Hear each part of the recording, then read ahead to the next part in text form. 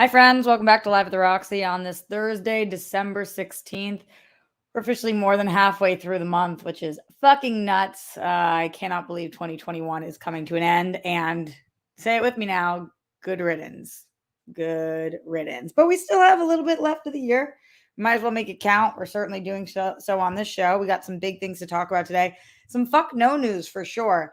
There's some fuck yeah news. Cher is always fuck yeah news. So I saw a Cher story that I thought was really cute, and then people were still dicking on Cher because of it, which is so stupid. So I wanted to bring some light to Cher because Cher has brought so much light to us. And then there were some Chris Noth allegations that were a fucking bummer to read about. And we will talk about those. Two women are accusing him of sexual assault from 2000 and I think 14 and 2004, something along those lines. And I read the THR article and was listening to the story on their YouTube show, their podcast, and have thoughts on that. And then Jeff Garlin is exiting the Goldbergs after an HR investigation, and I have thoughts on that as well. So questions, comments, concerns, streamlabs.com/Roxy Stryer. Get those in now, get them in loud, get them in proud. We're not going to be here for that long today because today is Thursday, which means it's my Winston day, which means that I have to go work on something with him. I did get to wake up this morning with Steph Sabra. That was really nice. We were working late for World Girls, and then we decided to start watching Hulu's Pen 15 Season 2, Part 2. You guys know I'm obsessed with Pen 15, and they dropped their final season, and I had not watched it yet.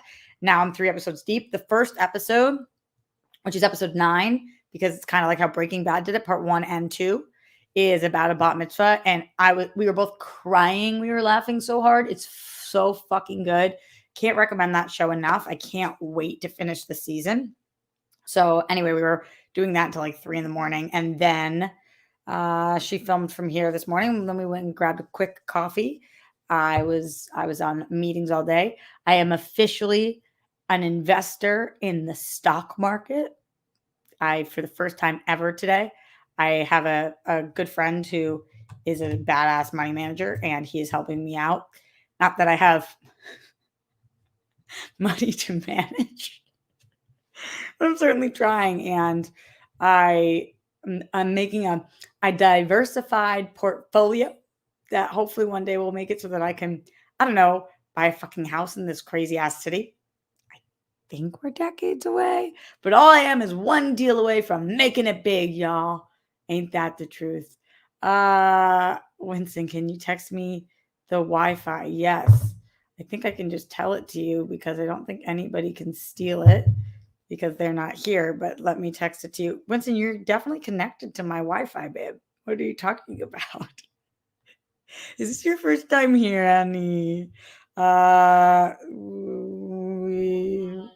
You're not? Okay, I'm texting it to you. Wow, that's wild. I wonder if you're going to understand this reference. It's a Friends reference.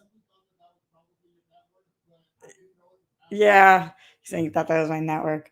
All right, well, I gave him my password. It's a Friends inside joke. It's a good one. So anyway, yeah, yikes headlines. That's right, Red Sand. So let's talk about some of that stuff. Streamlabs.com/Roxy Stryer, and then we will get into all of this. Your Winston's here waiting for me because I was waiting on him, and then he was waiting on me. It was a whole thing, and just sometimes timings don't work. Oh, it's asking if I want to share it. Options, share.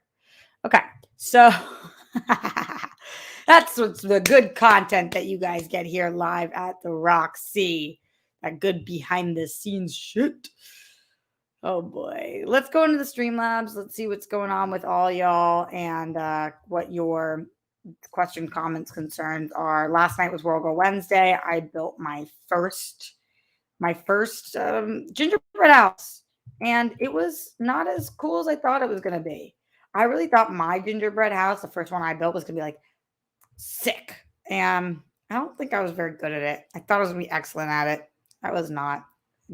Cut me some slack. Streamlabs.com/Roxy Stryer. The first Streamlabs of the day coming through from none other than the Zen one himself, Zen Glenn Caesar, who says, Hello and a good day to you, Roxy. Sending well wishes and a thank you for hanging out today. Peace, bunnies, hugs, and good stuff to you, your dad, Jet, Sky, Grammy, Papo, and your family. Be most excellent to yourselves and to each other. RJ and Rockstars, you deserve it.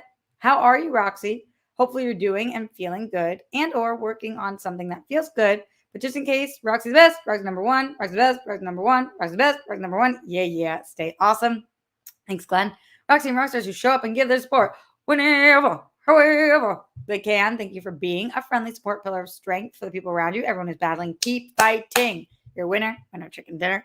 Everyone for you is a win for all. I hope you continue breathing in. No boogers, golden sparkles. Bring in love and blow out.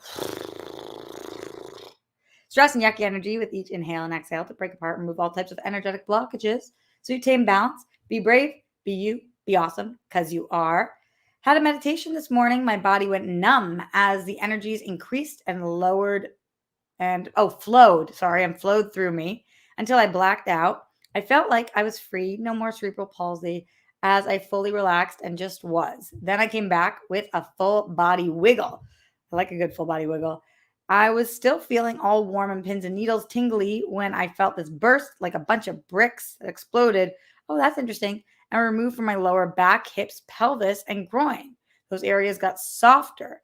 I could breathe into them easily, better movement. That sounds fucking awesome, Glenn. And range and motion too. Anyhow, thank you, Roxy, Rockstars, and World Friends for listening to me talk about cerebral palsy, breathing, energies, meditation, other stuff. Hearing myself and people talk about it makes it manifest into reality faster. That's awesome, Glenn. Happy to listen. And honestly, grateful to you for sharing because I don't know that that everybody would. And the more we understand about others, the better people we are. I believe that the more knowledge we have, the better we can be. And so I appreciate it because you're one of my first friends with cerebral palsy. And I've learned a lot about CP through you. And I feel like because you've taught me some of the things that help you, then I have that knowledge to hopefully help other people. And other people who are listening have that knowledge too. So I think it's pretty cool. Glenn also says, thank you, Roxy, Rockstars, and Well Friends for being good. You are fucking awesome. You the fucking best. You the fucking best. You the fucking best. The best we could ask for. Keep being fire always and in always. Rockstars band rules. New world order for life. Thanks, dear. Ash in the Streamlabs, streamlabs.com/Roxy with that big ass motherfucking support.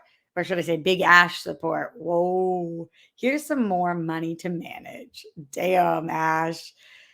Yeah, it's so weird because like I want to make more. Everybody talks about making money while they sleep. I want to do that. I don't know how. And they also talk about how it takes money to make money.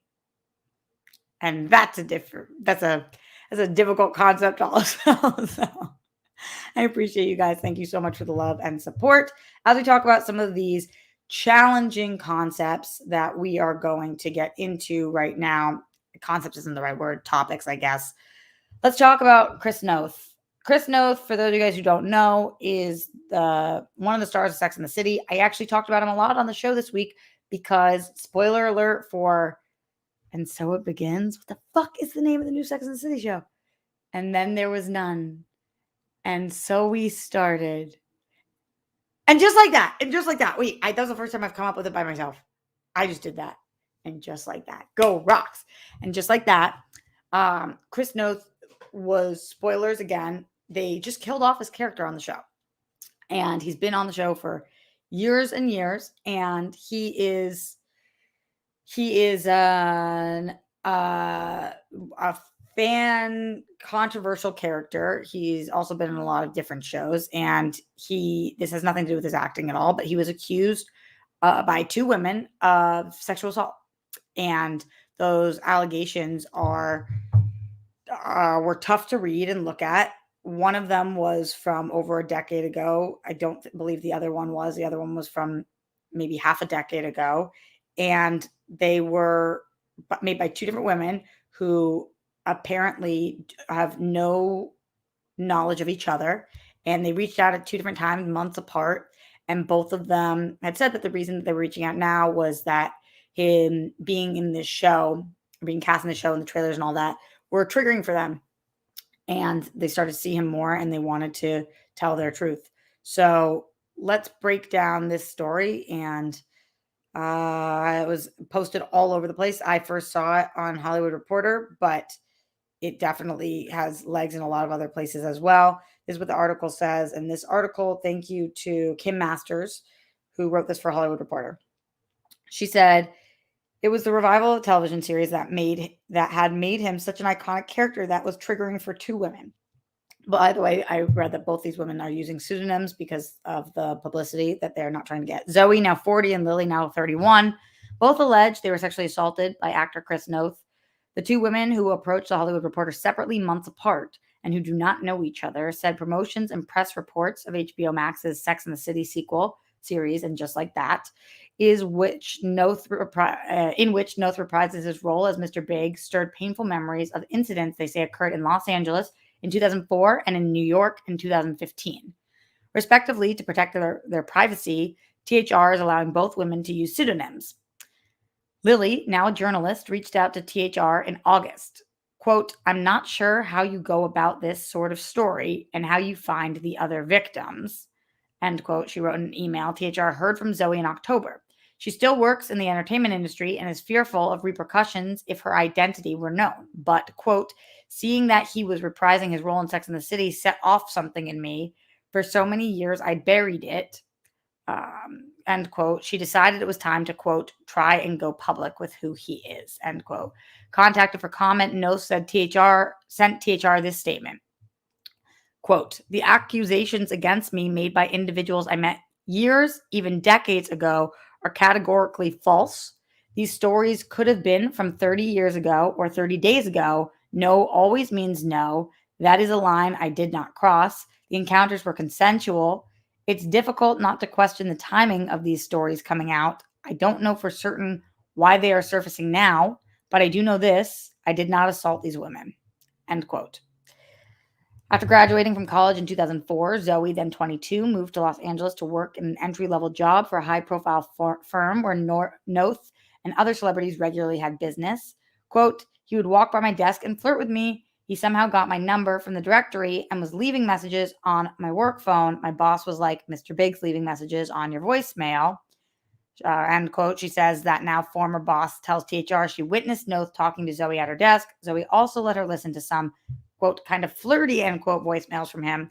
The ex-boss says she thought it odd that Noth, who was 49 at the time, had gotten Zoe's number and left those messages, but she didn't find it alarming. Quote, this was peak Sex in the City. He was like a god to us, end quote.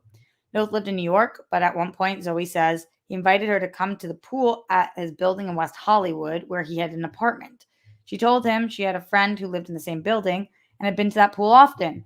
That August, she and her best friend from college, who was visiting the East Coast, excitedly went to the pool to meet Noth. The visiting friend confirms going to the pool and sitting with Zoe and Noth in the jacuzzi. Zoe says Noth asked her all sorts of questions about my major and what I studied. He had a book with him and told her to take a look at it because he was thinking of doing a project based on the material. Then, according to Zoe and her friend, he said he had to go to his apartment to take a call, but left the book asking Zoe to look through it and bring it back to his apartment. Zoe was flattered. Quote, he said, I'd love to know what you think. I thought, I'm new. He's asking my opinion. I've only been in Hollywood for 2 months, end quote.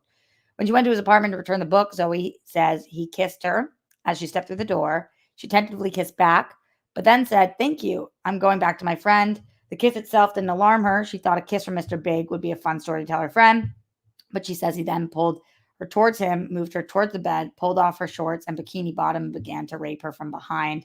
She was facing a mirror. It was very painful. I yelled out, stop, she says, and he didn't. I said, can you at least get a condom? And he laughed at me. When it was over, she says, I realized there was blood on my shirt. I got out of there. I went to my friend's apartment in the same building. A friend visiting from college was already there. She says, I walked right in, went to the bathroom, and tried to get the blood out of my shirt. They wanted to know what happened. I said, I just want to go home. The visiting friend pursued her and said, you're scaring me. That friend, now a child psychologist in Boston, tells THR that Zoe was strikingly different when she returned from Noth's apartment. She went right into the powder room. When she came out, she was very aloof, kind of cool, a very gregarious, sweet, friendly person. It was a very weird change. So this is one of the stories. I can continue with this. I'm sure this is triggering to a lot of people. So I will tell you guys that you can read the second story on THR. They describe a second one of the stories, but this person did go through going to get going to Cedar Sinai and going to the police and getting crisis counseling, but did not reveal Noth's name. The other person described a story in which they were also described being sexually assaulted from behind, and these things being a decade apart, two different women, two different cities, and him saying that it did not happen. This is tough. This is a tough thing that society is facing right now, where a lot of traumatic events that take place, especially sexual assault, it takes women a really long time to come forward because the system is fucked up, because there's trauma, and our brains try to protect ourselves because they're in the industry. And Me Too is more of a recent thing. There was not a place for people to go. There was only risk of not being able to work again. And this coming out in line with him doing his show, he is clearly stating that he doesn't know why it's coming out right now, because he is talking about something in which let's see what Winston is texting me.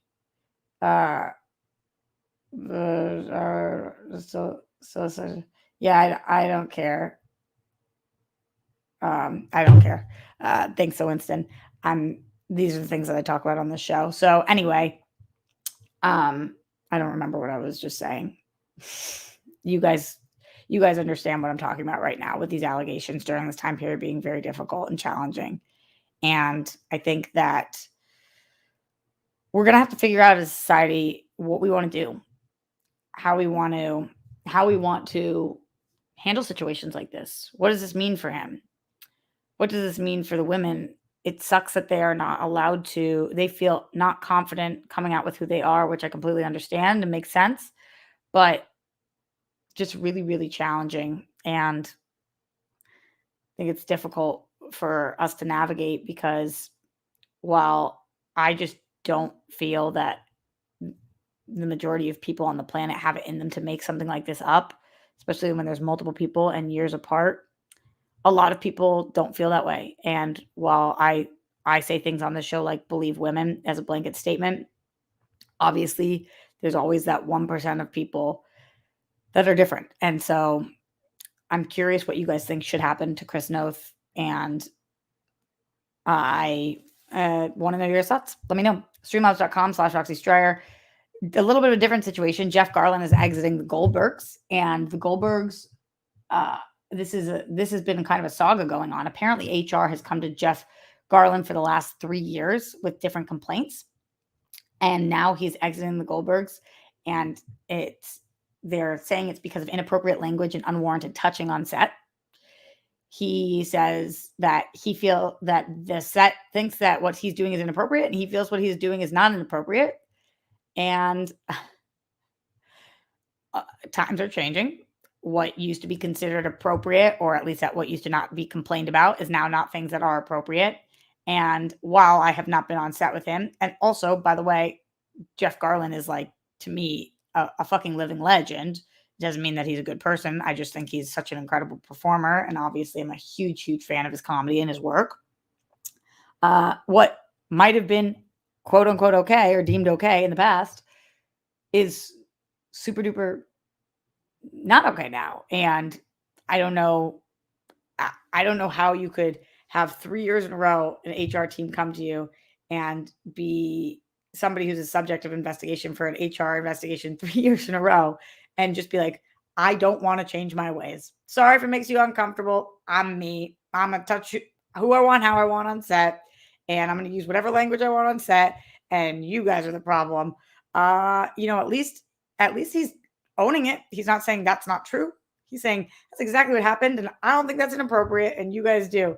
But at the same time, it's like, get with the times, my dude. Get with the times, my dude. What do you guys think about the Jeff Garlin situation? Do you think he should be exiting the Goldbergs? Do you want to know more about this story? Let me know. Streamlabs.com/Roxy Stryer. Let's check out what's going on in the Streamlabs. And then I'll end the show on a high note with Cher being the fucking baddie that she is. Send in those, what do I say on SEM? Bits, bots, thoughts, or twats. But on this show, you can't send bits, bots, thoughts, or twats. You can only send in none of those. You could always send it to Streamlabs, streamlabs.com/RoxyDryer, and Super Chats.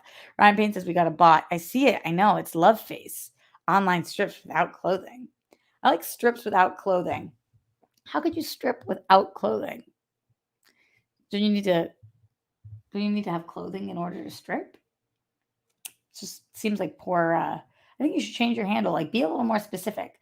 Love Face XYZ online strips without clothing. I think let's brainstorm for Love Face. I feel like it should be starts with clothing, strips to none. Love Face. I feel like I should be a marketing manager for Love Face XYZ. Maybe not though. Maybe not. What do you guys think? Let me know. All right, Cher's a baddie. She's a bad fucking bitch. That's my fucking problem. This is something amazing. This couple was standing outside, and the man had just given this woman flowers. Did you guys see the story? And Cher is in a mask. She went up to them and just said, "Do you guys want me to take a picture?" And they were like, "Yeah," not knowing it's Cher. And then Cher tweeted out the photo. And this is incredible. Cher tweeted out the photo and was like, this couple looked like they needed me to take a picture. So I did. And I don't think they knew I was Cher. And this is what her actual tweet said. When we were coming out of a movie, I saw a beautiful couple. He was taking her pic. She had flowers. I said, "Can I take your pic?" I had my mask on, so maybe they didn't know who I was. Maybe just a crazy woman. That's me. And it has 116 likes. And then she tweets, "See how adorable they are?" And the couple responded to her and said that was them, and they were so excited, and they can't believe they met Cher, and blah, blah, blah, blah. But I saw some trolls on this being like, "Cher, get over it. Some people wouldn't even know who you are without your mask on. It's fine. Like, don't be like that." Bitch, it's Cher. We're not talking about an up-and-coming artist. Like, it's not fucking Olivia Rodrigo tweeting this. Like, I wonder if they didn't know who I was with my mask on. Like, Grammy has no idea who you are, Olivia. So, of course, she wouldn't know. This is fucking Cher. If you are on this planet and you don't know who Cher is, should you be on this planet at all? That's a bitchy thing to say. But seriously, like, if you see Cher and you don't recognize Cher, if she has a mask on, you might not recognize her. But for Cher to be like, they might not know, and everybody to be like, of course they wouldn't know, with or without mask. Like, oh my God, suck my dick. This is an A-list celebrity. She's one of the last living fucking stars and legends. You guys clearly don't believe in life after love if you don't know that that's fucking Cher. Ben Rayner says, "I'm just curious what this means for Garlin with Curb." I know. You think anything will happen? Will he leave that too? I highly doubt it. One of the things about Curb is that it's it's one of my favorite shows of all time, but it's an extremely male-dominated show. So, and much more of a boys' club, and it's much more old school.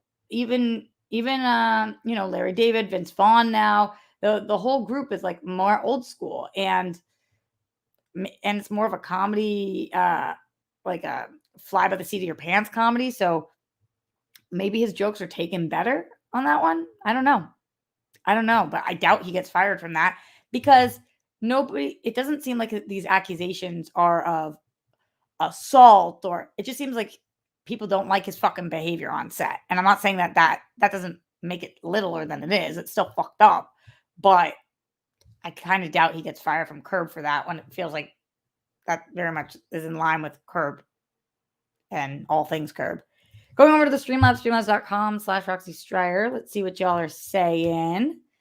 Glenn Caesar in the house. Being unselfishly loving and supportive of others, including strangers, whether it's on the internet or not, as well as being kind, caring, and fully unique, makes you humane, worthy, and a cozy fire to be near. You're uplifting, a priceless treasure. A priceless treasure. Did I say priceless pleasure? And an inspiration. Maybe you get to smile and laugh out loud like a child at least once a day, today, and every single day for the rest of our lives. So you glow in your flow and be you always and in always. No one better than being you than you. Hashtag be an anomaly. Hope you all remember to say to yourself, "I'm kind, I'm caring, I'm fully unique. I'm worthy. My story is important, deserves to be seen and heard."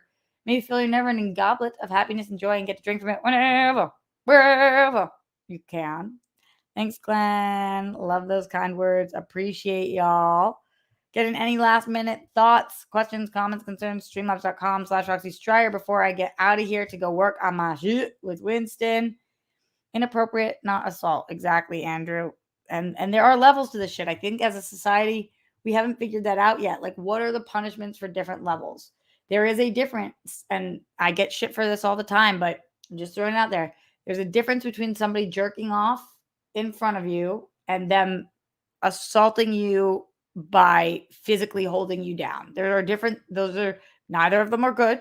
Both things are bad, but there are different levels to this stuff. There's a different level between somebody on set putting their hand on your shoulder when you wish that it wasn't there, and somebody doing that behind closed doors and them being much bigger than you and you not being able to leave the room. There are different levels. There's a different level between somebody saying something inappropriate to you and somebody doing something inappropriate to you. All of these, and none of these things are good or right, but there are different levels to all of them, and we don't seem to have different levels of punishment yet. We haven't really figured out, like, and I'm not saying it's an exact science, but if you do this, you get kicked off your show. If you do this, you get kicked off all shows. If you do this, all different types of fucked up. So we need all different types of crime fitting the punishment fitting the crime. Glenn Caesar also says, may you breathe in more golden sparkles of love as you inhale. No boogers. And blow out the stress and yucky energy whenever, wherever you need to, your days, weeks, months, even your years.